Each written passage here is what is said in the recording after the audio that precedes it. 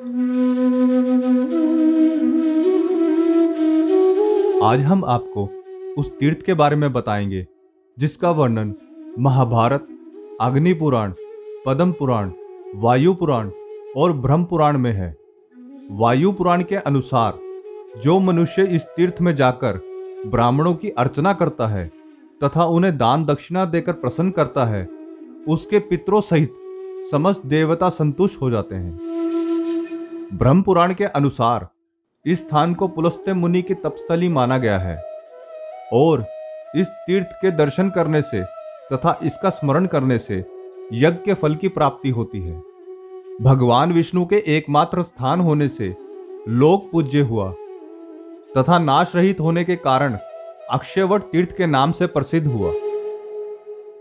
अक्षयवट तीर्थ करनाल से लगभग 27 किलोमीटर की दूरी पर स्थित बड़थल ग्राम में पड़ता है और यह कुरुक्षेत्र के 48 कोस के तीर्थों में से एक तीर्थ है। लौकिक कथाओं के अनुसार इसी स्थान में भगवान विष्णु ने प्रकट होकर अपने भक्तों की रक्षा हेतु भीम के द्वारा बकासुर का वध करवाया था। तीर्थ परिसर में प्राचीन शिव मंदिर, राधा कृष्ण मंदिर, देवी माता मंदिर तथा हनुमान जी के मंदिर हैं।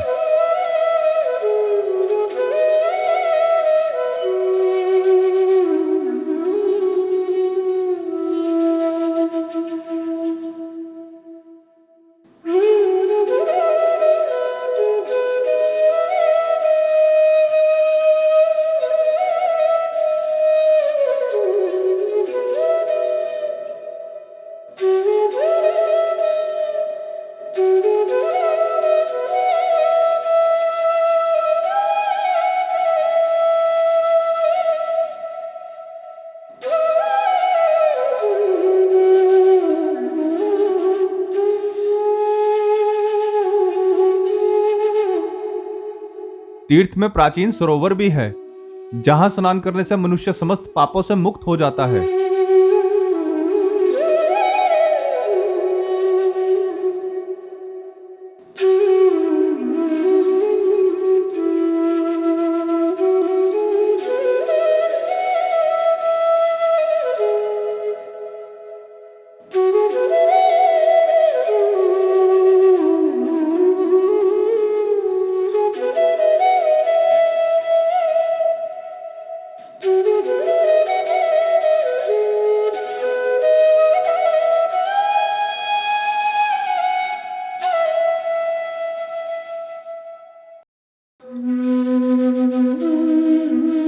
तीर्थ में हमारी भेंट उसी गांव के निवासी विश्वनाथ जी से हुई, जिन्होंने हमें तीर्थ के बारे में विस्तार से बताया। बोले रामगिर जी महाराज की।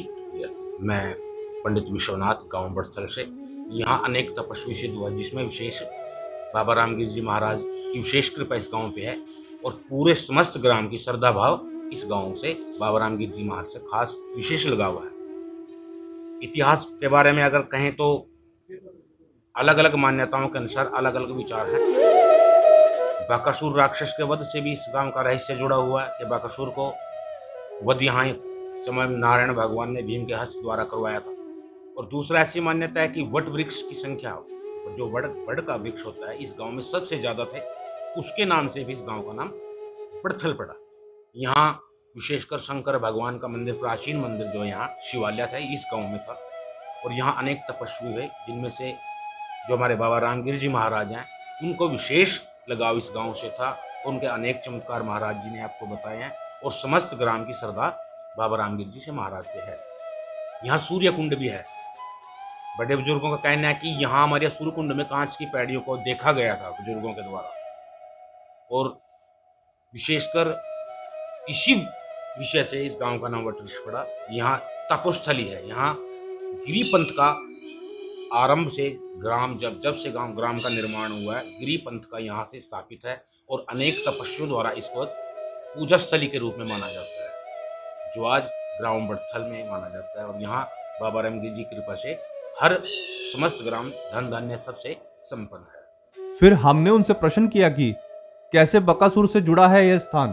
अब बकासुर के बारे में ऐसा, जैसे शास्त्र कहते हैं कि जब प्राचीन काल में महाभारत समय में बकासुर नाम के जो राक्षस थे, उनका निवास स्थान गांव बड़थल था। तो बकासुर राक्षस हर रोज भोजन व्यंजन और एक नरबलि लेते थे, तो समस्त ग्राम बलि देता था।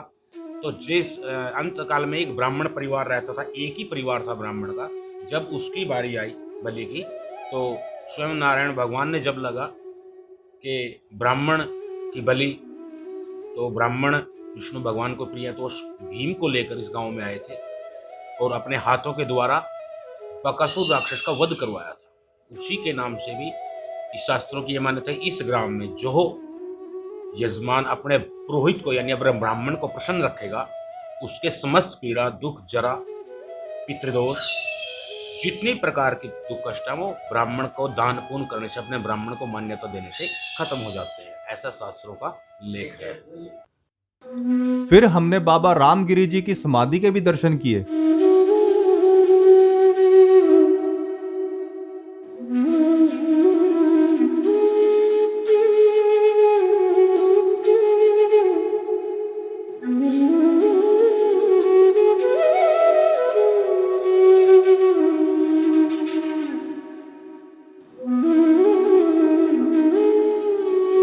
वर्तमान में वहां के महंत नवलगिरी जी ने हमें बाबा रामगिरी जी के जीवन तथा उनके द्वारा किए गए चमत्कारों के बारे में बताया। सिद्ध बाबा रामगिरी जी का जो पुराना डेरा है, यहाँ पे सिद्ध बाबा रामगिरी जी अपनी ताउम्र रहे और इसी नगरी के अंदर उन्होंने अपना शरीर समर्पित कर दिया। आज जो हमारा बड़थल ग्राम है, पूरे बाबा रामगिरी जी के प्रति समर्पित है और उन्हीं की असीम कृपा से गांव के अंदर पूरी तरह से संपन्नता है, आनंद चैन अमन है। उन्होंने इस ग्राम के अंदर अनेकों प्रकार के चमत्कार दिखाए। उसी के तहत एक घटना का वर्णन आता है कि एक बार यहाँ ओलावृष्टि होने की घटना घटित हुई।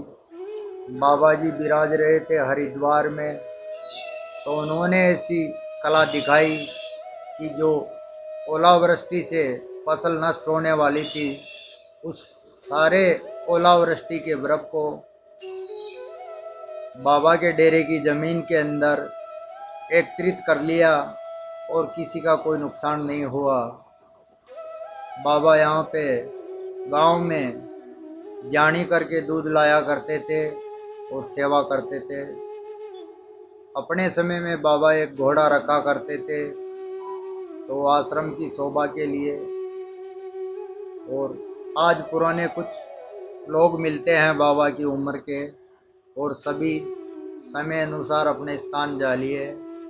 उनकी नॉलेज के बारे में ज़्यादा हमें भी अनुभव नहीं है, लेकिन ये इतने चमत्कार हम सुने हुए हैं। इस गांव के अंदर 350 लड़के फॉरेन में सर्विस करते हैं। वो सिद्ध बाबा रामगिरी की असीम कृपा है, आशीर्वाद है। शिवालय बनाया हुआ है, माता रानी का मंदिर है, राधे गोविंद का मंदिर है, हनुमान दादा का मंदिर है, काली कंकाली कलकत्ते वाली विराजमान है। मस्तगिरी जी महाराज ने इस स्थल पर तपस्या की है। मदन नाथ जी महाराज ने तपस्या करते हुए इसी भूमि को अपना शरीर यहाँ दान दिया इस गांव में। शंभुपुरी जी महाराज ने भी अपना शरीर इसी में छोड़ा है। और तत्पश्चात सेवा का ये अवसर अब हमें इस ग्राम बड़थल में मिला हुआ है, जो हम यहाँ पे गुरु जी की आशीर्वाद और कृपा से कर रहे हैं। मैं नागामंत नावलगिरी श्री शंभु पंचदश नाम आवान अखाड़ा क्षेत्र काशी। ओम नमो नारायण।